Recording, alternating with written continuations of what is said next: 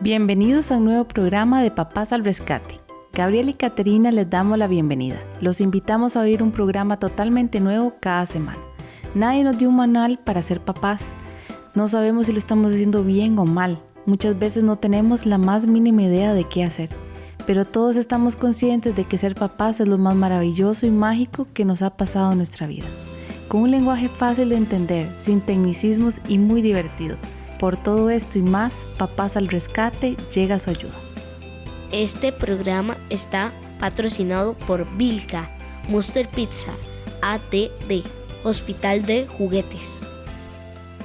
Los invito a seguirnos en todas nuestras redes sociales, página web, búsquennos como Papás al Rescate. Hoy tenemos el último episodio de la temporada, regresamos de nuevo el primer jueves de febrero.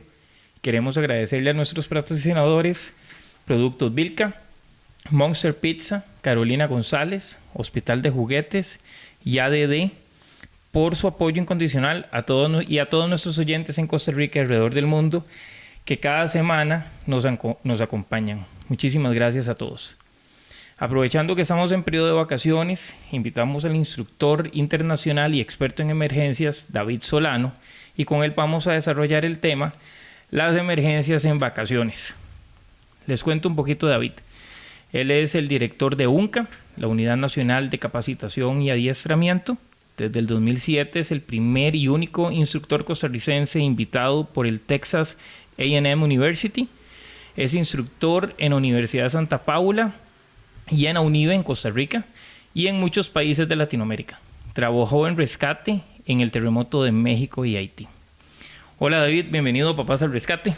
Todo un honor tenerte aquí. Muchísimas gracias, Gabriel. El honor es mío. Gracias por la invitación.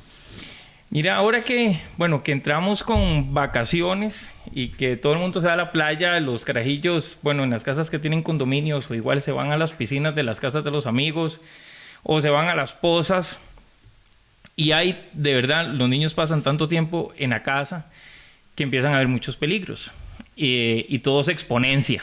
O sea, hay más posibilidad de que algo pase.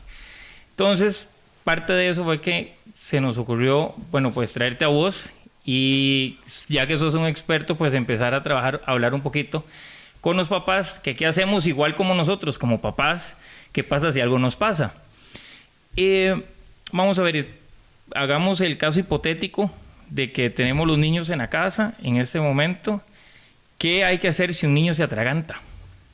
Bueno, es importante, dependiendo, obviamente, los cuidados que tenemos que tener en la casa. Sabemos que las casas son principalmente los lugares donde más riesgos existen, ¿verdad? Ajá. Entonces, obviamente hay edades que son más complicadas, por ejemplo, con los niños a partir de los 6 meses, cuando ya están empezando a gatear, ajá, es cuando empiezan a encontrarse cosas en el suelo y la costumbre de los bebés es meterse cosas en la boca, ¿verdad? Ellos todo lo empiezan a tocar o empiezan a descubrir a través de, ¿verdad?, la boca, uh-huh. Ellos empiezan a meterse. Entonces sí hay que tener mucho cuidado con cosas pequeñas que estén en el suelo, ¿verdad? Y que eso me vaya a generar una obstrucción. Nosotros lo llamamos obstrucción de vía aérea por cuerpo extraño, es un OVACE. Este OVACE puede ser de dos formas, uno que es parcial y el otro es total, ¿verdad? Entonces, en el parcial, la persona puede estar tosiendo, entonces nosotros motivamos a que tosa a la persona, ¿verdad? Porque a veces del susto se nos olvida. Ajá. Con los niños, pues sí es más complicado, ¿verdad? Porque principalmente el niño se va a quedar ahí más asustado. Igual hay que motivarlo a toser, ¿verdad? Vamos a variar, por eso te decía, las edades es importante. ¿Por qué? Porque hay técnicas para menores de 1 año y hay técnicas para mayores de 1 año. ¿Okay? Entonces, hay una maniobra que se llama la maniobra de Heimlich. La maniobra de Heimlich nosotros la aplicamos a niños mayores de 1 año, cuando ya se supone que, digamos, que caminan, ¿verdad? Esa maniobra es colocándonos a la altura del niño, nos vamos a hincar en el piso, vamos a buscar un punto medio entre el ombligo, ¿verdad?, y un huesito que tenemos en el pecho, que se llama el apéndice sifoides. Eso es como 1/4 más o menos, y entre esos dos puntos, por decirlo así, en la boca del estómago, ajá, ahí es donde vamos a poner el puño cerrado de nuestra mano, fuerte, digamos, o dominante, y lo abrazamos con la otra mano. Entonces nos agarramos ese puño cerrado, ¿verdad? Con las dos manos. Bueno, digamos, si ponemos la mano derecha, nos abrazamos al niño y con la mano izquierda, pues cubrimos el puño de la mano derecha, ¿ok? Y tendríamos que hacer compresiones lo más fuerte, ¿verdad? En ese punto que dijimos, en la boca del estómago, un punto de compresión que sería comprimir hacia adentro y hacia arriba, ¿verdad? Como si estuviéramos sirviendo un helado, como si estuviéramos sirviendo algo, sopa, con una cuchara, una sopa, digamos. Ese movimiento hacia adentro y hacia arriba es el movimiento que nos va a permitir generar como un vacío, ¿verdad? Para que el objeto expulse, que sea expulsado. El asunto ahí es cuando hay dos situaciones, que sería, por ejemplo, que ya es que se nos complicaría un poquito más, es cuando el niño, normalmente cuando aplicamos esta maniobra es un 95% efectiva, si la aplicamos con fuerza y bien en el punto. Una pregunta, yo tenía entendido que con niños pequeñitos, como son tan frágiles, hay que tener mucho cuidado con esto de la fuerza a la hora de hacer eso, porque lo puede uno como medio despedazar por dentro, por ser claro, ellos tener los huesitos tan débiles. Claro, por eso hablábamos de dos tipos de maniobras en las edades, ¿verdad? Correcto. Te decía que, por ejemplo, las dos cosas que nos podrían pasar, una es que el niño se salga el objeto o que se nos torne inconsciente, o sea, que el niño se desmaye. Y ahí sí sería más complicado, ¿verdad? Porque ya tendríamos que aprender una técnica que es la maniobra de reanimación cardiopulmonar, donde tendríamos que hacer compresiones y ventilaciones, pero ya de otro tipo, ¿verdad? Como te digo, la maniobra es muy efectiva si la hacemos bien. Con los niños menores de 1 año, la maniobra es diferente. Es aplicar 5 golpes en seco en la espalda a nivel de las escápulas, ¿verdad? ¿Verdad? Son 5 golpes, colocando al niño en nuestra mano, en una de las manos, o digamos en el antebrazo. Lo colocamos un poquito hacia abajo, boca abajo, ¿verdad? Al niño o al bebé. Hacemos 5 golpes en la espalda, lo volteamos, nos lo colocamos en la otra mano, en el otro antebrazo, y hacemos compresiones entre los pezoncitos. Ahí en esa línea entre los pezones, hacemos 5 compresiones. Y vamos a hacer esto repetidamente hasta que el bebé sucedan 2 cosas. Una, que logre expulsar el objeto, y la otra sería que se nos torne inconsciente, ¿verdad? Que ojalá no lleguemos a ese punto, porque sí se estaría complicando más la situación. La compresión, la fuerza de compresión no importa. Al final del camino, si hubiese un daño, digamos, a nivel de huesitos o de cartílago, pues eso se recupera, ¿verdad? Okay. Pero lo importante es la vida, salvar primero. La vida, primero está ante todo la vida, ¿verdad? Okay. Y esas serían las 2 maniobras recomendables para niños y adultos. Niños y bebés, ¿verdad? Para adultos aplicaríamos la misma de niño, solo que nos ponemos de pie, o sea, a la altura del adulto, ¿verdad? Colocándonos detrás, poniendo una pierna entre las piernas del paciente como para hacer un soporte por seguridad si se llegara a tornar inconsciente o se desmaya, ¿verdad? El adulto. Pero es exactamente lo mismo. Ok. Y vamos a ver, una pregunta. Cuando pongo al bebé boca arriba y le hago compresiones o le presiono entre los 2 pezones, como decimos, en el pecho, si quiero que saque el objeto, no, más bien donde lo traga no se lo vuelve a tragar, pregunto. No, vamos a ver, la inclinación sería el niño boca arriba, ligeramente la cabeza hacia abajo. Entonces, como para que por gravedad me vaya a ayudar también a expulsarlo. Entonces, la compresión se hace en el tórax, ¿verdad?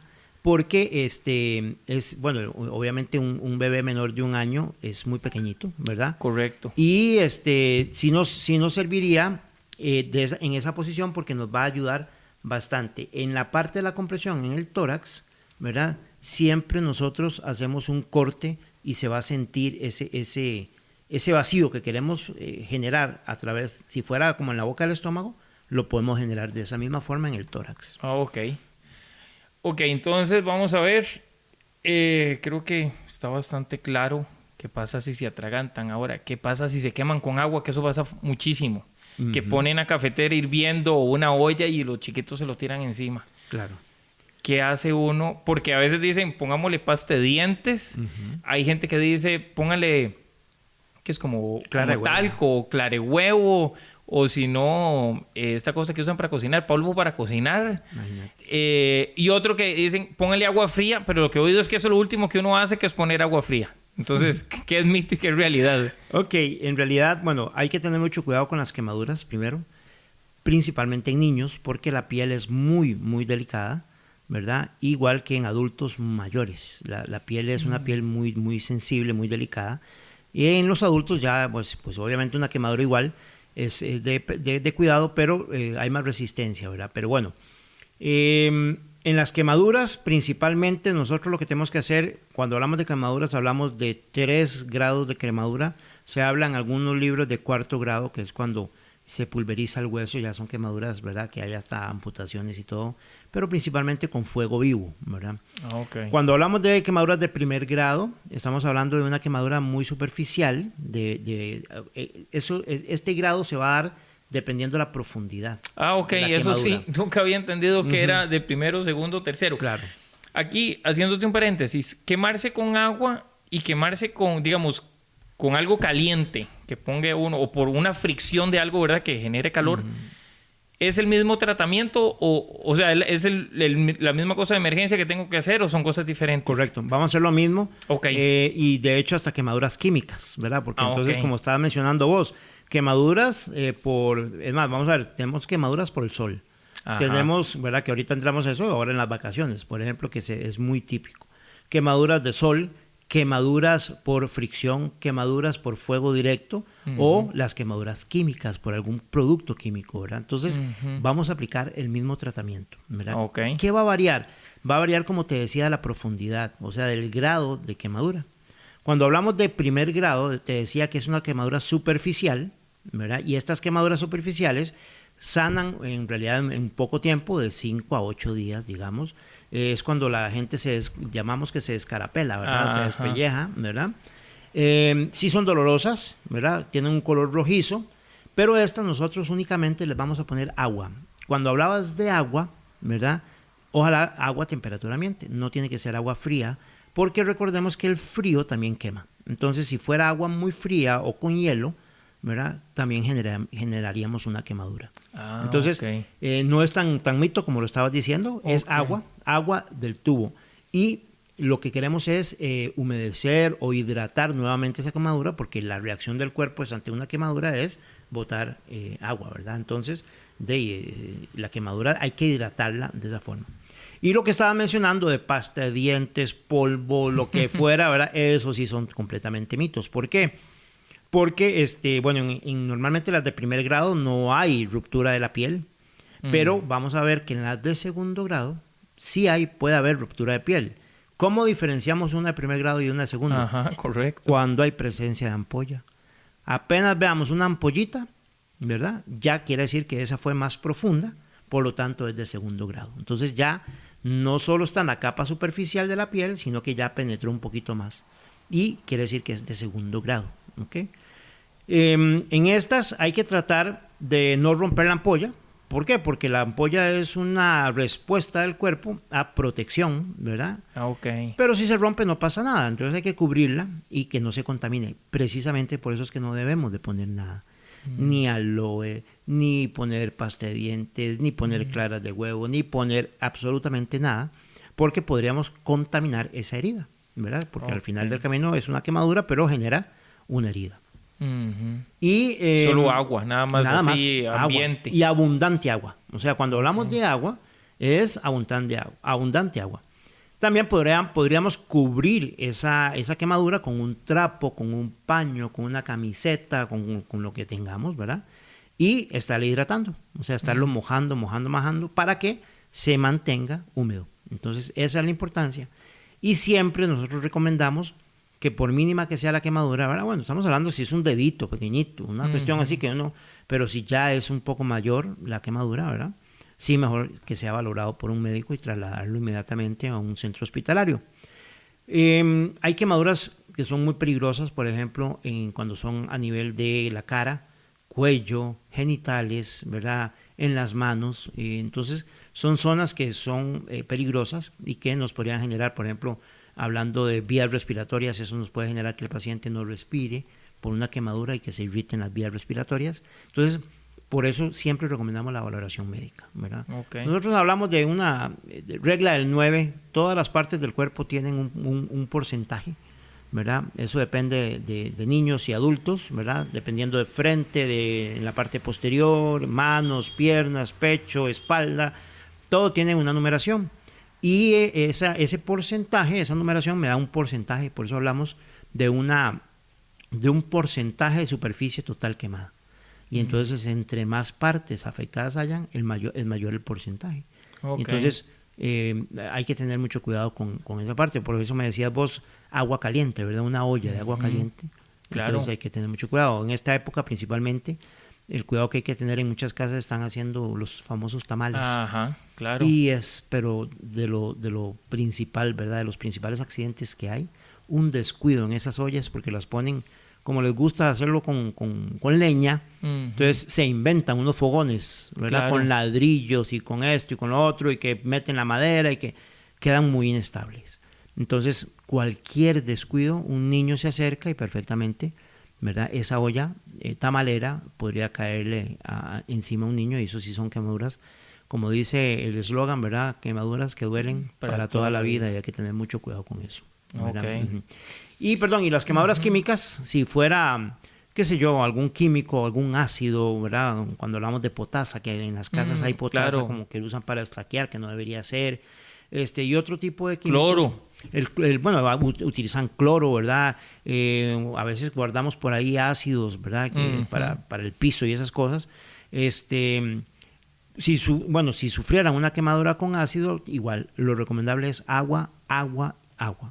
Aunque algunos químicos reaccionen con agua, ¿verdad? No importa. Lo que hay que hacer es lavar, quitar ese producto con bastante agua. ¿Por qué? Porque si no, el producto sigue actuando, sigue quemando, y ya nos va a pasar a ser una quemadura de tercer grado. O sea, mucho más profunda, que podríamos ver hasta las capas de la piel y llegar hasta el hueso. Y entonces ahí es donde, ¿verdad?, el daño sería mucho mayor, ¿verdad? Entonces hay que tener mucho cuidado con eso.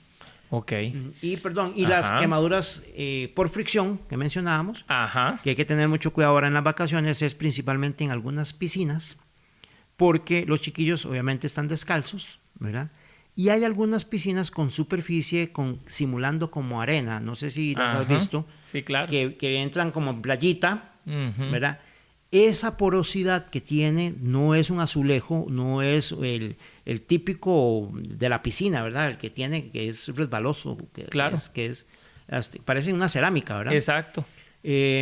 Más bien tienen esa textura como de cemento, ¿verdad? Porosa, y verás que los chiquillos, después de muchas horas, esa fricción de los piecitos con esa porosidad, con ese material, verás que terminan con los pies ensangrentados, en carne viva. Y no lo sienten porque están jugando, como están en el agua, no les molesta, pero, ¿verdad? Y te cuento así rápidamente, mi hijo hace unos 3 años fue el paseo de 6º grado, ¿verdad? Y todos los chiquillos en una piscina de esas, jugando, ya grandes, porque estamos hablando de chiquillos de 12 años, ¿verdad? 11, 12 años. Y en esa ocasión me contrataron para tener la ambulancia, ¿verdad? Ahí con ellos, en ese paseo. Mira, aproximadamente unos 30, 35 chiquillos tuvimos que atenderlos. Impresionante. Con sangrados en los pies. Claro, ellos estaban jugando, celebrando en su paseo y todo, pero mira, me hacían fila, pero eran filas para que yo les curara los pies. Entonces tuve que pasarlos a todos, ¿verdad? Y hacerles vendajes y hacerles todo, porque fue impresionante. Entonces siempre me queda eso, y a mi hijo también, principalmente, hace muchísimos años, chiquitillo, también le pasó en otra piscina. Entonces a veces no pensamos en eso. Claro. Y como están nadando y como están jugando en la piscina, creemos que no hay riesgo, no hay peligro, pero sí deberíamos prestar mucha atención en ese tipo de piscinas principalmente. Ok. Buen toque, porque eso en la vida se me hubiera ocurrido. Exactamente. Sí me ha pasado que a veces hay piscinas de estas que las paredes son como así también, toscas. Y uno pasa las rodillas o algo como para subirse, se raspa uno todas las rodillas. Correcto, exactamente. Claro. Pero ese mismo material es el que tienen en el piso, ¿verdad? Que vos has visto, que es como playita, que entran a nivel y van bajando y ya llegas ahí. Claro. Pero ese tipo de material, vieras cómo hace quemaduras por fricción. Entonces, pareciera mentira, pero sí hay que tener mucho cuidado con eso. Ok. Mira, ¿qué pasa si se quiebra uno? O el hijo de uno se quiebra. Porque eso también pasa cada rato. Claro. Bueno, pensemos en que el término de, digamos, de fractura, Ajá. lo vamos a aplicar siempre. O sea, el beneficio de la duda es hasta que se demuestre lo contrario. ¿Por qué? Porque yo siempre les enseño a mis alumnos en los cursos que hay 4 tipos de lesiones. Hablamos de desgarros, hablamos de esguinces, hablamos de luxaciones y hablamos de fracturas. Okay. Cuando hablamos de desgarros es una cuestión muscular, ¿verdad? Únicamente en las fibras musculares es una lesión. Cuando hablamos de esguinces es que se sale un toquecito, digamos, la articulación, hay un mal movimiento, ¿verdad? Y en ese movimiento hay daño en ligamentos, ¿verdad? Se inflama, puede haber coloración morada, en fin. La luxación es cuando lo que llamábamos típicamente que se zafó o se desmontó. Eso es una luxación, ¿verdad? Que se le zafó el hombro, se le zafó la rodilla, se desmontó, ¿verdad? Eso es la luxación. Y está la fractura como tal, que vos decís, ¿verdad? Se quebró, se fracturó. Hay muchísimos tipos de fracturas. ¿Cuáles hay que tener cuidado? Bueno, principalmente la que es una fractura expuesta, o sea, que rompió el hueso, la piel. Sí, terrible. O la que se ve deforme, digamos, que es una fractura cerrada, ¿verdad? Y que se ve que hay una gran lesión. Sí, que el brazo o la pierna tiene ahí Está torcida. Está ¿verdad? torcida. Está torcida, exactamente. ¿Qué vamos a hacer ahí? Bueno, principalmente hay 4 puntos importantes. Antes de estos 4 puntos, todas las voy a tratar como si fueran fracturas, porque no tenemos visión de rayos X como para decir, mira, sí, tiene un esguince, mira, tiene una fisura, mira, tiene un... No, mejor no nos juguemos el chance. Entonces, hay 4 pasos. El primero es inmovilizar tal y como encuentro la lesión. Por eso te decía, si está torcido, si está para atrás, si está vuelto, o por ejemplo hablemos de la muñeca, digamos que una lesión en la muñeca, no sabemos si es luxación, no sabemos si es fisuras, no sabemos si hay fractura, no sabemos si hay un esguince, y está con la mano en una posición como doblada, digamos, en esa misma posición la voy a inmovilizar. ¿Con qué? Porque bueno, nosotros siempre hemos hablado o hemos escuchado que con una tablilla. Ajá, sí, con un par de tablas, una adelante, una atrás y una venda y sí, listo. pero la tablilla es recta. Correcto. ¿Qué pasa si la muñeca está en forma de bastón, digamos? Ajá. Bueno, entonces tenemos que buscar algo que sea en esa forma, que puede ser un vaso, una botella, una lata de refresco, podemos utilizar un rollo de papel higiénico, podemos utilizar un paño y lo enrollamos y le damos esa forma, ¿verdad? Okay. Entonces, el primer punto es muy importante. Voy a inmovilizar la lesión, ¿cómo la encuentro? En la posición en que la encuentro. ¿Por qué no se enderece? No le enderece a uno. Okay. ¿Por qué? Porque podríamos generar alguna lesión mayor. Puede haber una vena, una cosa así. Y claro, no sabemos si el hueso está partido, digamos, y que el hueso es un material muy filoso.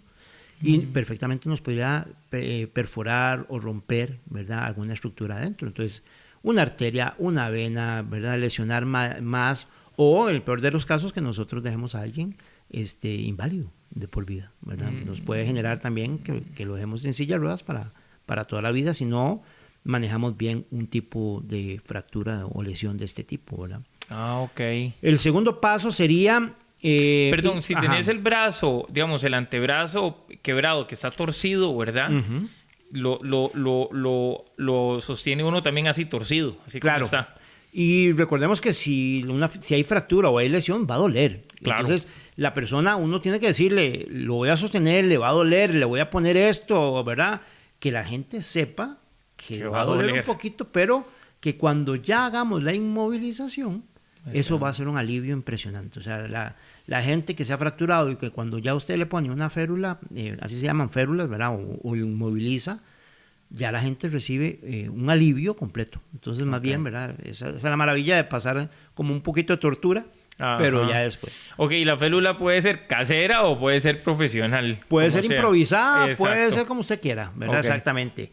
El segundo punto importante sería, cuando voy a inmovilizar, ya en esa posición que lo encontré, inmovilizar las articulaciones más cercanas. Entonces, como decías vos, si está el antebrazo, ¿cuáles serían las articulaciones más cercanas? Sería la muñeca y el codo.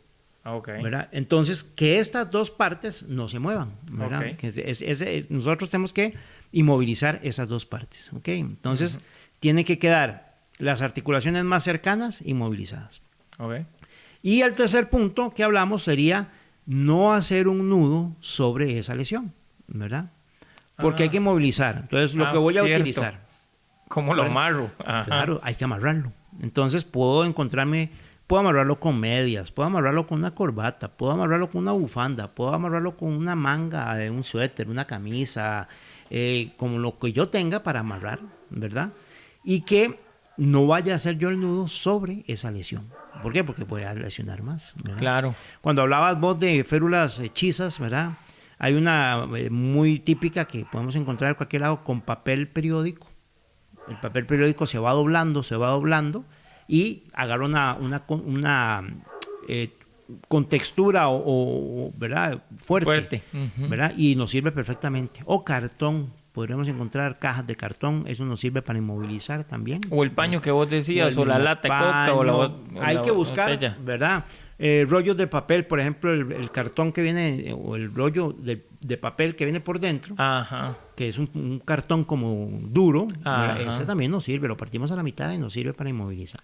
Okay. Y también lo otro importante es, ya como cuarto punto, sería que esta inmovilización, ya cuando hagamos el amarre, que no quede flojo, ¿verdad? Que quede bien amarrado, bien inmovilizado, porque si nos queda flojo, vamos a lesionar, ¿verdad? Entonces serían los 4 puntos. Ok, y entonces, pero no hago nudo, el nudo lo hago, digamos, digamos, si se me quiebra el antebrazo, hago un nudo en la muñeca y otro nudo en el codo. Correcto, exactamente. Okay. Sí, bueno, pensemos que sí, que fue el antebrazo ahí en el centro del antebrazo, entonces sí, voy a inmovilizar. Puedo inmovilizar toda la mano si quiero, también. Es más, aprovecho y hasta los dedos los inmovilizo, ¿verdad? Pero digamos, si fuera el caso, la muñeca y el codo, para que estas dos partes no se muevan de ninguna forma. ¿Verdad? Que me quede bien inmovilizado. Y así, pues me voy para el hospital para que lo valoren, ¿verdad? Y le hagan ya una plaquita y toda la cuestión, y que ya, ¿verdad? Descartemos o que nos confirmen si hay alguna lesión. ¿Qué pasa? En esas cosas que he visto que son terribles, creo que a todo el mundo le pasa igual, si hay una quebradura expuesta, ¿verdad? Porque ese se chorre sangre, obviamente pues el chiquito o igual uno pegaría gritos como loco, no solo el dolor, sino lo impactante visualmente que hace uno. Igual pone, pero no se puede infectar. Sí, aquí el asunto es que, como te decía anteriormente, no podemos hacer presión sobre una lesión. Claro. O sea, si yo voy a hacer un nudo ahí, claro, lesiono más. ¿Qué pasa si el hueso está salido, o sea, expuesto, y está sangrando? Tengo que controlar ese sangrado. Entonces, lo que se recomienda es utilizar algún material más absorbente. Entonces, ¿qué nos puede servir? Que siempre recomendamos como para improvisar. Una toalla sanitaria. La toalla sanitaria está hecha para absorber sangre. Claro. Y entonces lo podríamos poner sobre la lesión sin ejercer presión. ¿Para qué? Para que empiece a absorber, ¿verdad? Y ya, pues obviamente si es un sangrado muy, muy profuso, o sea que no hay forma de que pare, pues tendríamos que pasar a un paso que se llama de hacer un torniquete, que sería hacer un poquito más arriba de la herida o la lesión, una presión con algún material, ¿verdad? Ancho. Igual podríamos hablar de un pañuelo, podríamos hablar de una faja que sea flexible, podríamos hablar de una bufanda, ¿verdad? Para poder parar ese sangrado, ¿verdad? Entonces serían los 2 pasos que deberíamos de hacer, ¿verdad? Ante esa situación que estás exponiendo, ¿verdad? Claro, claro. Ok, bueno, entonces hagamos una cosa, jale a un corte con esta quebradura expuesta y regresamos en un segundito. Muy bien. Este programa está patrocinado por Vilca, Monster Pizza, ATD, Hospital de Juguetes. Bueno, y ya estamos de regreso. Tenemos el día de hoy, en nuestro último programa de esta temporada, a David, y con él estamos hablando. Bueno, antes de por volver a hacer otra vez el resumen, él es el director de la Unidad Nacional de Capacitación y Adiestramiento. Una de las cosas que les iba a contar, como todos ustedes saben, en la página web de nosotros están los perfiles de cada uno de los invitados y cómo contactarlos. David, entre las cosas que hace, también da capacitaciones, bueno, pasa entrenamientos, es parte de la UNCA. Y entonces si alguna persona que vive aquí en Costa Rica o empresas que nos están oyendo quieren contactarlo a él, pues ahí va a estar toda la información para que lo localicen. Entonces, bueno, en la parte anterior habíamos hablado sobre los niños pequeños en casa, los peligros que hay, quemaduras, si se atragantan, qué pasa si se toman algo venenoso. Eso no lo hablamos de eso. Vamos a eso. Habíamos hablado de qué pasa si uno se quiebra y nos toca qué pasa si se toma algo venenoso. ¿Verdad? Dicen que hay que tomar leche, ¿es cierto? Pues dicen para neutralizar, ¿verdad? El asunto es que dependiendo de qué se tomen, ¿verdad? Porque a veces también dicen que es bueno hacerlos vomitar, pero por ejemplo hay algún material preferible, algunos materiales como por ejemplo derivados del petróleo que entran quemando y si vomitan salen quemando. Eso también. Que yo digo que si uno toma un ácido o un cáustico o algo, si usted se lo toma y usted vomita, quema para entrar y quema la salida, quema que es saliendo, peor. También es peor, ¿verdad? Entonces, sí, bueno, lo que nosotros siempre recomendamos en estos casos es utilizar carbón activado, pastillas de carbón activado, ¿verdad? De esas que venden en los supermercados que son para los gases. Correcto. O sea, hay unas pastillas que son de carbón activado, que eso es lo que nos va a ayudar a, ¿verdad? En el proceso de una intoxicación con algún tipo de veneno, algún tipo de material de Eso no sirve comer un poco de carbón de esos de... No, porque ese carbón no sirve para eso.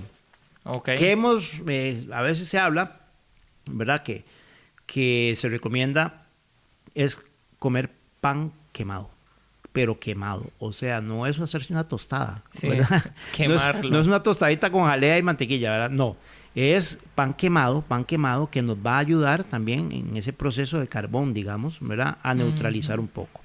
Pero, bueno, lo ideal acá es principalmente traslado inmediato a un centro hospitalario. Ojalá tener a mano siempre el teléfono del Centro Nacional de Intoxicaciones. Y lo primero es, bueno, en este caso hay que llamar al 911, ¿verdad? Muchas veces, bueno, antes se recomendaba mucho llamar al Centro Nacional de Intoxicaciones. ¿Qué recomendamos ahora? Llame al 911, ¿verdad? ¿Para qué? Porque ellos nos pueden contactar directamente, ¿verdad? Y nos pueden, con el Centro Nacional de Intoxicaciones, ir dando algunas recomendaciones de primeros auxilios, ¿verdad? Que debemos hacer. Que sí es importante saber qué fue lo que se tomó esa persona. ¿Por qué? Por eso te digo, porque dependiendo, las reacciones van a ser diferentes y dependiendo del tipo de químico, dependiendo de lo que se tome, ¿verdad? O coma, tenemos mucho tiempo o tenemos poco tiempo, ¿verdad? Entonces, ¿dónde vemos eso? Bueno, normalmente en las etiquetas de los productos, ¿verdad? En las etiquetas de los productos. Entonces, ¿qué recomendación damos en las casas y ahora en los paseos? Por favor, no embotellen este tipo de químicos en botellas de refrescos. Principalmente, ¿qué costumbre tienen algunas mamás que guardan el desinfectante o el líquido para los pisos o para, ¿verdad? Limpiador de vidrios. El limpiador de vidrios, por ejemplo. Hasta el cloro. Exactamente, que vienen, pero digamos esos vienen en colores como por ejemplo algún color de refresco, rojo, claro, naranja, celestito, o ¿verdad? O verde. Entonces, los niños lo ven en un envase de refresco y de color. ¿Qué van a hacer los niños? Curiosear y tomárselo. Entonces ahí es donde está el problema. Entonces, primero, no envasarlos en ese tipo de contenedores. Y segundo, tenerlos fuera del alcance de los niños, ¿verdad? Y eso es lo más importante. Vamos a ver, no solo el hecho de que el niño se lo puede tomar porque no sabe lo que se está tomando, es que si pasa algo, no sabes qué hacer porque la etiqueta no está. Eso es también, exactamente. O sea, vas a agarrar y dices, ok, ¿qué hago? Y la etiqueta, no está la etiqueta. Claro, exactamente. No sé si lo pongo a vomitar, si lo pongo a tomar leche, si lo pongo a tomar agua, me pongo a llorar, ok. Y te lo cuento porque mi mamá pero, ¿verdad? Todavía lo hace. Claro. Entonces ella pasa y le pone en un pedazo de masking, ¿verdad? Le pone Ajá. cloro, o le pone desinfectante, o limpiador de vidrios. Claro. Ahora, no entiendo por qué lo sacan del envase original, ¿verdad? Debería estar, como decís vos, la etiqueta es súper importante que esté. Si lo envasamos en otro lado, no sabemos las propiedades o los componentes que tiene ese material. Entonces, ahí la recomendación es, bueno, si no envasarlos y no tenerlos al alcance de los niños, pero si ya sucede, ¿verdad? Tener a mano la información del producto que está consumiendo, que está tomando, porque cuando llamemos al 911 y hablemos de que es una intoxicación por ingerir o consumir un producto de estos, nos van a empezar a pedir las especificaciones o el contenido, ¿verdad? De ese material. Entonces, es importantísimo, ¿verdad? Y como te digo, pues tratar de trasladarlo más rápido a un centro hospitalario. Y te voy a contar algo, ni siquiera hay que ser tan carajillo. Mi difunta tía abuela era muy golosa. Y de estas cosas, ¿verdad? De que hace la gente, de lo mismo que hablabas, se encuentra un tarro creo que era en la refri, aún no recuerdo, no sé si, creo que estaba en la refri, de como arequipe, ¿verdad? De dulce de leche. Ajá. Y él decía, ¡ay, qué rico! Entonces la agarró, se pegó una cucharada de esto, y no era dulce de leche o arequipe, sino lo que era cemento. Y donde se lo mete, ella tenía dientes postizos, plancha. Entonces se le pegaron las planchas.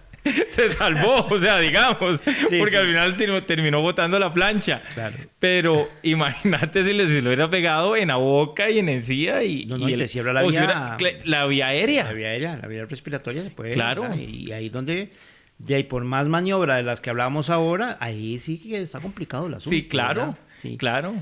Y de ahí, si se cierra de esa forma, ¿verdad? Es peligrosísimo. Sí, entonces te digo, no solo es en el caso de los niños, sino en el caso de cualquier adulto. De cualquier adulto, exactamente. Ahora que decías eso, se cierra la vía aérea, olvidamos mencionar que importantísimo, los papás reaccionamos a meter el dedo en la boca del niño para buscarle el objeto, ¿verdad? Lo que tiene ahí. Puede meterle uno más. Digamos, no es el problema meterlo más. El problema es que si raspas con la uña, claro, la vía aérea o en la parte, ¿verdad?, de la vía aérea ahí se puede edematizar, o sea, se puede inflamar, se puede hinchar. Y si raspamos, digamos, con la uña, y eso nos cerraría más la vía aérea también. Entonces, sí considero importantísimo, ¿verdad?, que los papás traten de no meter el dedo si no se ve el objeto. ¿verdad? Claro. Si se ve el objeto, ahí sí lo podemos sacar. Y te cuento como anécdota, mi hija, hace unos años, le robó una papa tostada a mi hijo, ¿verdad? Una tortilla tostada, no era papa, era tortilla, más dura todavía.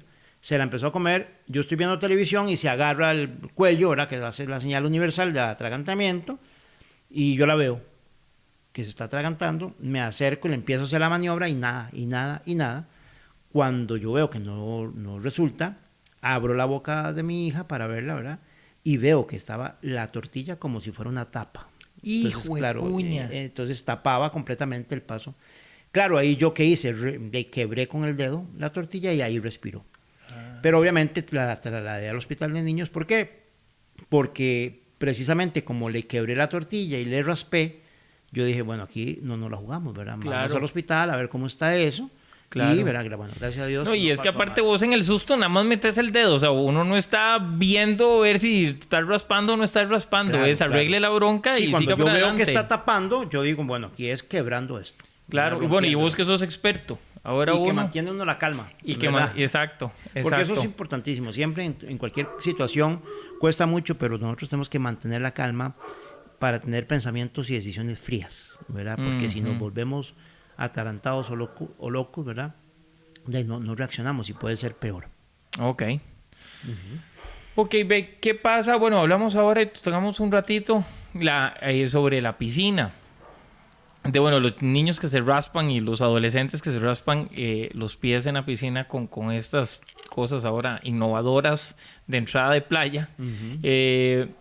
Pero ¿qué pasa si el hijo de uno cae a la piscina o un niño que está uno ahí cae a la piscina? ¿Qué hace uno? Normalmente la gente se tira a sacar al niño. Pero eso es lo idóneo.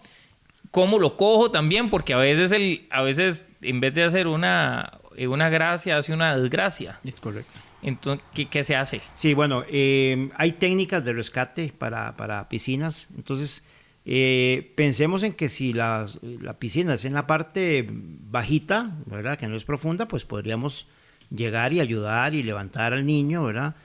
Aquí lo importante es revisar si está respirando o no, ¿verdad? Que el niño, porque puede ser que tenga cierto tiempo de estar ahí en el agua, boca abajo, y ya no respire, ¿verdad?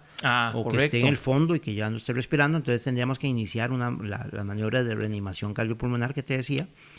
Pero el cuidado que hay que tener sí es ya en el fondo, digamos, de la piscina, que a veces hasta los adultos no llegamos, ¿verdad? Claro. Dependiendo. Y también dependiendo del niño o de la persona, porque la reacción de la persona es tratar de salir, o sea, anda buscando algo donde apoyarse para salir. Si yo me meto a ayudarle a alguien, lo que va esta persona a hacer es tratar de hundirme a mí, agarrándome, me va a tratar de hundir para salvarse él. Uh-huh. Y muchas veces, como decías se ahogan vos, los dos. O se ahoga el que fue a rescatar, ¿verdad? Ajá. Se salva el que se está ahogando y se ahoga el que iba a ir a rescatarlo, ¿verdad? Porque el otro sí pudo salir y el otro no pudo. Entonces, ¿qué es recomendable? Bueno, en una piscina es más seguro. ¿Por qué? Porque podemos tener un salvavidas cerca, podemos tener, dependiendo, en algunas piscinas lo permiten, que ahora ya las están prohibiendo mucho, son las bolas plásticas, o por ejemplo las camas estas de inflar, o los juegos estos que tienen figuras, ¿verdad? Uh-huh. Como de cisnes y de lagartos y de tiburones y de esas cuestiones, de pues acercar uno de esos para que la persona se agarre, ¿verdad? O bien buscar la varilla con que limpian las piscinas, ¿verdad? Y acercar o algún palo, una escoba o algo para que la persona logre agarrarse y nosotros jalarla hacia la orilla. Sí, es el típico cuando le tiran el salvavidas para que lo agarre. Típico. Okay. Entonces es preferible no meterse a ir a salvarlo en el agua, sino buscar cómo ayudar desde afuera, que sería lo más recomendable, ¿verdad? Eso en piscinas, porque si estamos hablando ya en el mar, eso es ¿verdad? Ahora hablabas que algo muy importante en las pozas, es más complicado, ¿verdad? Porque ahí no hay orilla, la orilla es afuera, claro, pero la persona que se está ahogando está adentro, no hay orilla alrededor, digamos, como en la piscina, para poder ayudarle, ¿verdad? Y metiéndonos un poquito, creo que ¿verdad? Íbamos a hablar un poquito de montaña también, cuando hablamos de pozas. Uh-huh. Hay un cuidado muy importante, y es a la hora que se van a hacer clavados, ¿verdad? Los típicos clavados que hacen en las pozas. ¿Por qué? Porque no conocemos el fondo. En la piscina hay que tener mucho cuidado, porque hay mucha gente que se tira, o los niños principalmente vienen corriendo, se tiran, pero no saben qué profundidad tiene la piscina. Uh-huh. Y eso me puede generar fracturas, en el mejor de los casos, fracturas en una pierna, un brazo, pero en el peor de los casos es una lesión a nivel cervical, o sea, que pegue en la cabeza en el fondo. Eso fue lo que le pasó a Domingo Argüello. Uh-huh. Domingo, que era un grandísimo nadador, cuando estaba muy joven, yo lo conocía en esa época, y se fue a una poza en Semana Santa y se clavó. Uh-huh. Y él calculó mal dónde estaba la parte honda, y entonces pegó la cabeza en el filo entre la parte honda y la parte más baja. Exactamente. Y se voló las cervicales y quedó ahí. Ese es el problema, ¿verdad? Y una lesión a nivel de las cervicales, ¿verdad? Nos puede generar inmediatamente un estado de inconsciencia, la persona se puede ahogar, ¿verdad? Y, como decías, en el peor de los casos, una lesión permanente, ¿verdad? Uh-huh. Que quede en silla de ruedas, o que quede con alguna lesión física, ¿verdad? En una pierna, o que ya no la pueda mover, o la mitad del cuerpo, o en fin, ¿verdad? Entonces, sí hay que tener mucho cuidado con esta parte ahora en las vacaciones. Creo que es fundamental no confiarnos, ¿verdad? Sino ser más precavidos, ¿verdad? Aparte de otros riesgos. Correcto. Que no conocemos corrientes, que no, ¿verdad? Y hablábamos de cabezas de agua, por ejemplo. Ajá. Las cabezas de agua, en esta época pues no hay lluvia en algunas zonas, pero en otras sí hay mucha lluvia. Sí, que dicen que lo peligroso de las cabezas de agua que hay atravesando del caballo es que digamos, en el lugar donde vos estás en el río, no ha llovido en una semana, pero arriba en la montaña sigue lloviendo y cuando usted se da cuenta, se viene. Y esa es la cabeza de agua, viene con una fuerza impresionante, ¿verdad? Entonces sí, averiguar un poquito cómo está la zona donde vamos a ir, ¿verdad? Y no lo hacemos, en realidad no lo hacemos, pero sí deberíamos de saber cómo está la situación más arriba, de dónde viene ese río, qué situación, ¿verdad? Ojalá, no sé, buscar en las noticias o en el clima. Y ahora es facilísimo con internet. Súper fácil, ahora sí se puede hacer. Claro. Entonces, saber por qué, porque tenemos que tener ese cuidado. Muchos paseos han terminado en tragedia porque estamos en un río y creemos que porque está bajito ahí no hay ningún riesgo, ¿verdad? Pero sí deberíamos de tener esos cuidados. Pozas, ríos, mares, ¿verdad? Y en las piscinas. Ok. A veces pasa que los niños y los adolescentes y hasta los mismos adultos pasan corriendo en la piscina y la parte de afuera de la piscina es súper resbalosa. Correcto. Se pegan la cabeza y quedan inconscientes o inclusive hasta caen al agua. ¿Qué hace uno cuando, o inclusive ni siquiera pongamos en la piscina, o sea, va caminando en tal lado, se resbala, se cae y se golpea la cabeza? Digamos en un salón, digamos. En el centro pasillo, comercial, en el exacto. Centro comercial, en cualquier lado que estén limpiando, ¿verdad? Que sucede mucho. Bueno, los golpes en la cabeza principalmente, lo importante en un golpe de cabeza, y principalmente cuando hablamos de niños, hemos escuchado que la gente dice, no lo deje que se duerma. Ajá. Pero bueno, correcto. entonces, por ejemplo, tu hijo, ¿verdad? De 2 años, de 3 años, se golpea, ¿qué es lo primero que va a hacer? Llorar. Y no hablemos de 3 años, hablemos también de 5 o 6. O sea, claro. los niños se golpean y lloran, claro. ¿verdad?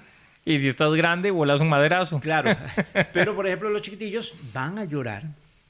Después de la llorada, ¿qué entra? El sueño, ¿verdad? Porque ahí es típico, ya están ahí chineados y todo, claro. empiezan a llorar y se quieren dormir. Principalmente en el hospital de niños, ¿verdad? De buenos hospitales, la pregunta que le hacen a la gente es, hay 2 preguntas importantes. Una, si tuvo pérdida de conciencia, como dijiste ahorita, ¿verdad? Y la otra es si hubo vómito en el paciente. Bueno. Eso es lo que tenemos que tener principalmente cuidado y como dato importante para que llevemos al hospital. ¿Por qué? Porque ahí sí hay que dejar al paciente en observación, ¿verdad? Entonces, aquellos golpes, obviamente, si ya tenemos un chichotón, ¿verdad? Y se ve aquello, o si está abierto, pues con mucha más razón hay que llevar al paciente y que hay que hacerle ahí la sutura y toda esa cuestión. Pero cuando el golpe es cerrado, cuando no hay herida, cuando no hay chichotón, cuando, ¿verdad? Que si vimos que fue un golpe fuerte y que, ¿verdad? Lo importante ahí es estar conciencia y si hubo vómito, ¿verdad? No tanto si se duerme o no se duerme, sino esa parte, digamos. Y, bueno, hablábamos de que si queda inconsciente y se va en la piscina, pues volvemos a lo que ya habíamos hablado. Claro. Hay que sacar a esa persona. Claro. Vigilar su vía aérea, que el paciente respire, que tenga pulso, ¿verdad? Eso es muy importante. Y obviamente inmediatamente activar el sistema de emergencias, porque un paciente inconsciente es una emergencia. O sea, ya cualquier paciente inconsciente es una emergencia y hay que activar siempre el sistema de emergencias, ¿verdad? Parte de la información que tenemos que manejar es si estamos en algún hotel de playa o en alguna situación o en algún club, ¿verdad? Normalmente tienen sistemas de emergencia. Tienen un salvavidas o tienen, por ejemplo, un paramédico o un médico en esas zonas. Entonces, la primera reacción sería activar ese sistema, ¿verdad? Y después, obviamente, pedir una ambulancia, ¿verdad? Entonces, cuando el niño está, o la persona, sea niño o sea adulto, está inconsciente de en un golpe, de una vez. Y no lo toca uno, lo deja ahí como quedó. Preferiblemente déjelo ahí, ¿verdad? Y lo que hay que vigilar es que sí respire y que tenga pulso. Si está boca abajo, ¿lo doy vuelta o no lo doy vuelta? ¿O le muevo la cabeza? ¿Qué hago? Es una pregunta muy, muy interesante porque decíamos ahora, ¿lo toco o no lo toco? ¿Lo volteo o no lo volteo? ¿verdad? Claro, porque lo puedo joder más. Claro, pero aquí la prioridad es que respire. Porque lo puedo tener boca abajo y puede ser que esté esa posición obstruyendo el paso de aire. Correcto. Entonces, prefiero, y suena muy feo decirlo, pero preferimos que quede con alguna lesión a que se muera.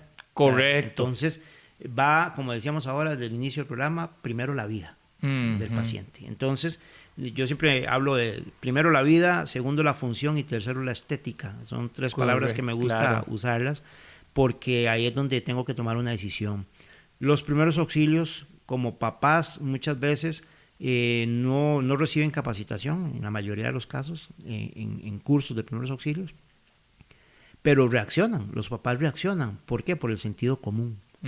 Y el sentido común me dice a mí que si algo está sangrando, si hay una herida y está sangrando, yo tengo que controlar ese sangrado. Si el niño está inconsciente y está vomitando, tengo que voltearlo para que ese vómito salga. Pues no se va a ahogar, ¿verdad? Son cuestiones de sentido común. Entonces, los primeros auxilios, ¿qué es importante? Bueno, conocer sí qué no hacer, ¿verdad? Claro. Para poder evitar lesiones mayores.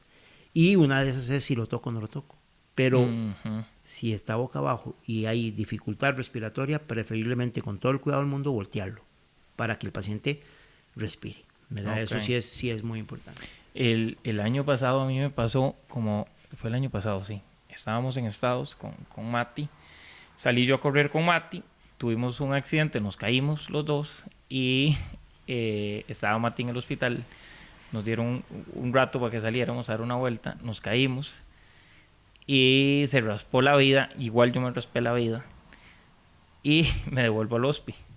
Cuando nos devolvemos al hospi, claro, salieron las enfermeras y toda la cosa, ¿verdad? Y entonces me acuerdo que me dice el doctor de él súper asustado, ¿verdad? Donde le ve todo raspada la cara y yo todo raspado. Entonces me dice, tenemos que ver si está bien. Entonces le digo, doctor, ¿está bien? Entonces me vuelve y me dice, ¿cómo sabe? Le digo, porque no se durmió y no convulsionó. Se ha quedado el hombre viéndome con una cara como, o sea, salvaje. Le digo, en mi país dicen que si no convulsiona y no se duerme, el hombre está bien. Y entonces, claro, lo llevaron a hacer ahí un montón de ultrasonidos en la cabeza y un montón de cosas. Sí, pero es una medida realmente un toque salvaje. O sea, realmente hay que ver, o sea, es mejor excederse en exámenes. Es correcto. Porque uno nunca sabe cómo está la cosa por dentro. Claro, por eso te digo que ya cuando sucede eso, ¿verdad? Ahora vos hablas de convulsiones. Bueno, convulsiones en una caída, si no es epiléptico, si no tiene situaciones o antecedentes de convulsiones, y eso se lo produjo el golpe, con mayor razón hay que quedar en observación. Y lo que vos decís, exámenes de todo.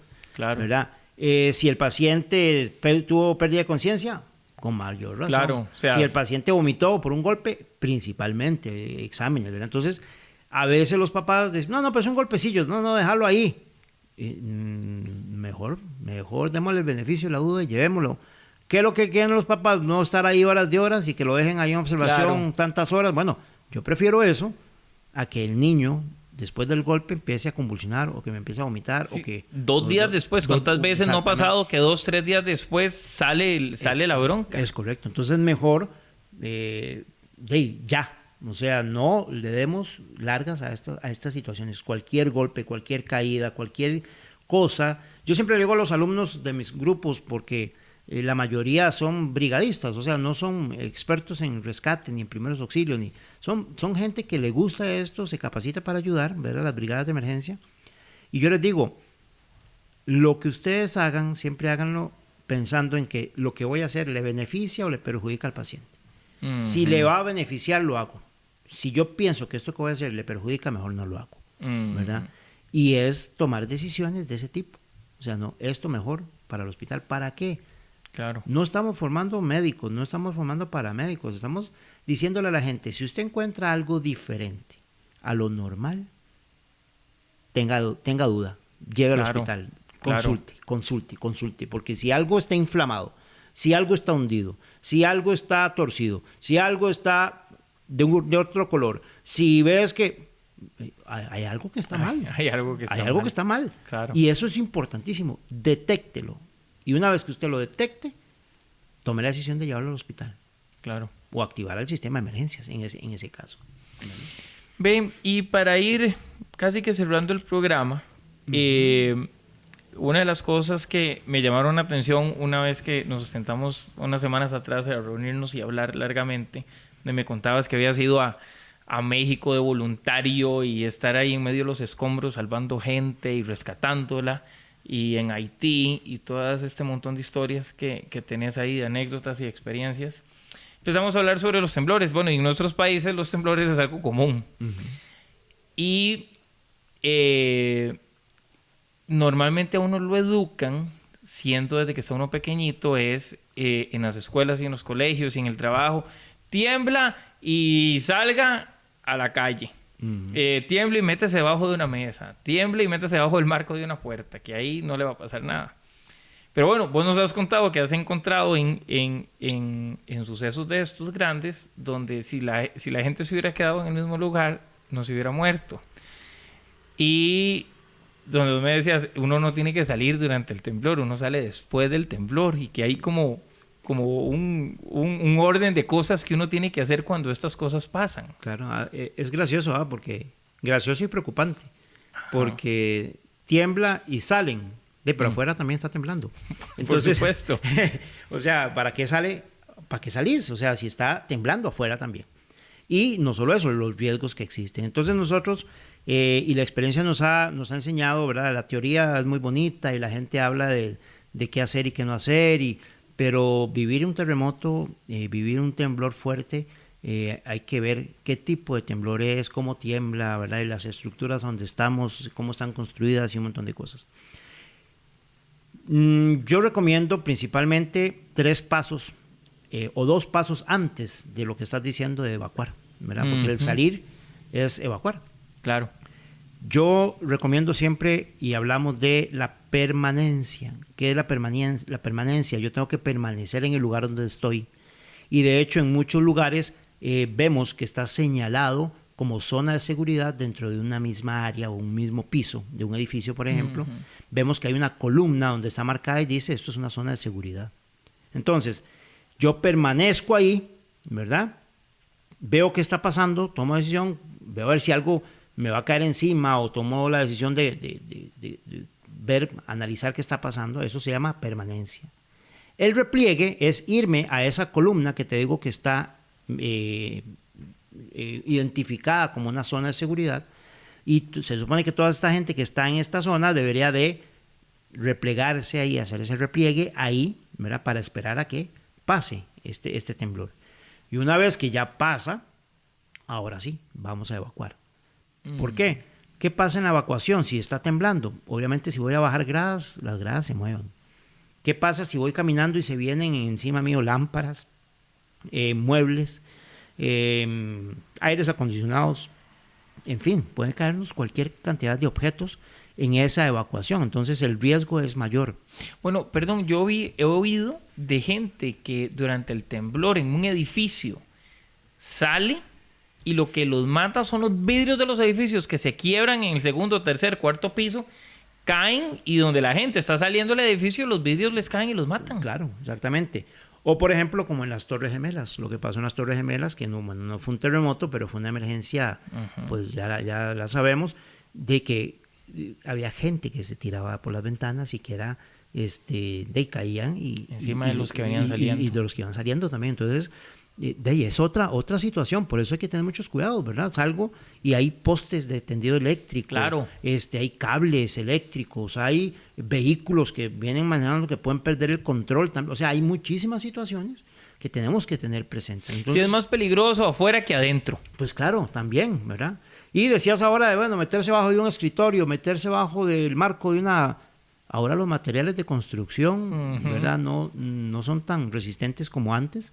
Hay mucha construcción de paredes falsas, ¿verdad? Que no van a tener esa resistencia. Se habla en Internet, no todo lo que en Internet está es cierto, ¿verdad? Hay información que es buena y hay información que es falsa y hay información que no es tan cierta. Se habla del triángulo de la vida. El triángulo de la vida habla que si uno se mete en un lugar donde quede como un triangulito, un espacio, uno puede salvarse, porque, bueno, dependiendo de ese triángulo de la vida, ¿verdad? Porque si hablamos de una estructura como unas escaleras que son fuertes, pues de ahí me podría salvar estar ahí metido. Y de hecho en las empresas recomendamos no tener objetos ni cosas en ese espacio que podría ser un espacio vital. Ahí claro. Sí lo llamamos. Pero hablábamos del triángulo de la vida cuando decían métase bajo un escritorio. ¿Y qué pasa si el techo de la estructura o del edificio cae sobre ese escritorio? dependiendo del peso de esa placa o de ese peso, del techo, digamos, el escritorio no va a soportar. Y si es un escritorio de formica, se va con cualquier cosa. Entonces, obviamente, si es un escritorio de aquellos viejos, ¿verdad? De escritorios de buena madera y todo, pues podría resistir, pero depende. Entonces, ¿qué sí se recomienda? Bueno, ponerse tal vez al lado de una estructura donde si el techo cayera o una pared llegara a caer, dependiendo, o unas paredes de estas falsas, digamos, me podría generar ese espacio vital donde no me vaya a caer encima directamente. Entonces, ese triángulo de vida, preferiblemente se le llamaría un espacio vital. Ese espacio vital es donde yo podría acomodarme, ¿verdad? El marco de la puerta, bueno, el marco de la puerta ahí va a depender, ¿verdad? También si es una buena estructura o no es una buena estructura. Y como te digo, muchas veces es mejor quedarse donde estamos, ¿verdad? Analizar qué está pasando, me repliego a un lugar seguro y una vez que pase todo, evacúo. Sí, vos me decías, entonces, vamos a ver, en resumen de esto empieza a temblar, ok, primero siempre saber dónde está la zona segura en el que uno está. Vos me decías aquel día que estábamos hablando que las casas tienen zonas seguras también, que hay que nada más hablar con el arquitecto que las construyó, cuál es la zona segura de mi casa. Exactamente. Y sencillamente, ok, está temblando, hacer un análisis en el sitio donde estoy para trasladarme a la zona segura y ahí me quedo hasta que el temblor pase. Exactamente. Sí, porque como te dije anteriormente, afuera también está temblando. Claro. Entonces, si yo salgo, ¿verdad? Yo me acuerdo para el terremoto de Limón, yo estaba en el colegio y mi hermano estaba pequeñillo, estaba en la escuela y estábamos solos en la casa. Y se viene aquí el temblor, ¿verdad? Y se le quedó la puerta del cuarto a mi hermano prensada, o sea, trabada. Entonces yo nada más le dije, córrase, le pegué un patadón a la puerta y lo agarro. Y claro, ahí en ese temblor se caían cosas del mueble de mi mamá, de un trastero ahí que tenía, ¿verdad? Y caían cosas. Y lo que yo opté fue meterme debajo de una mesa, ¿verdad? Yo estaba en el colegio, estaba chiquitillo. Pero era una de aquellas mesas, ¿verdad? De madera, de verdad, ¿verdad? Uh-huh. Y estaba como en un área muy, muy despejadita. Y eso fue lo que logramos hacer. Pero ¿qué pasa si yo salgo con mi hermano, me lo llevo para afuera? De los postes, ¿verdad? Los cables, como te decía, vehículos. Y no, de ahí ya nos estuvimos, y más que todo nos estábamos protegiendo de las cosas que estaban cayendo. Porque caían platos y caían adornos y caían cosas, ¿verdad? Que perfectamente nos hubiera cortado, nos hubiera generado más lesiones si nosotros nos movemos o estamos tratando de evacuar en el momento del temblor. Entonces, básicamente es eso, ¿verdad? Es mantener la calma, ver dónde estoy, buscar un lugar seguro donde estoy y después, ahora sí, evacuemos. Ok, perfecto. Bueno, David, quedamos para otro programa la próxima temporada, claro ya sí, con video, porque este no tiene video, donde nos vas a traer muñecos y toda la cosa. Con todo gusto. Y podemos hacer ahí todas las cosas, explicar sobre todos los masajes que contaste, ahora ya nada más viéndolo, correcto, muchísimo mejor. Entonces, bueno, a todos los que nos están escuchando, muchísimas gracias por acompañarnos toda esta temporada. Nos volvemos a oír el primer jueves de febrero del año 2020. Entonces, a todos feliz año, feliz Navidad, y a vos, David, muchísimas gracias por estar. Gabriel, a vos, muchísimas gracias por la invitación y igual que pasen una feliz Navidad y un feliz año y que este 2020 sea lleno de éxitos para todos. Muchísimas gracias, hasta luego.